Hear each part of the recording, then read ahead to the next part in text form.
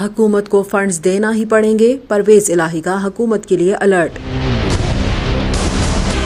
سابق وزیر اعلیٰ پنجاب اور صدر P T I Chaudhry Pervaiz Elahi نے الیکشن سے متعلق بڑا بیان دے دیا۔ چودھری پرویز الہی کا کہنا ہے کہ شہباز شریف نے چیف جسٹس کے خلاف بولنے کے لیے ذاتی ملازمین آگے لگا رکھے ہیں۔ انہوں نے کہا کہ وزیر خزانہ اور وزیر داخلہ کے 90 روز میں انتخابات نہ ہو سکنے کے بیانات سپریم کورٹ کے فیصلے کی نفی ہیں۔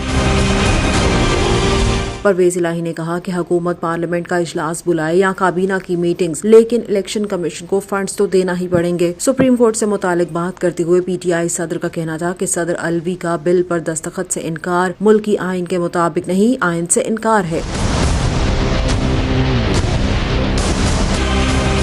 صدر الوی نے عدلیہ کے خلاف غیر آئینی بل واپس بھجوا کے آئینی فرض پورا کر دیا۔ چودھری پرویز الہی نے وزیر اعظم کو آڑے ہاتھوں لیتے ہوئے کہا کہ صدر الوی کو پی ٹی آئی کا طعنہ دینے والے شہباز شریف خود ایک مفرور مجرم سے ہدایات لے رہے ہیں۔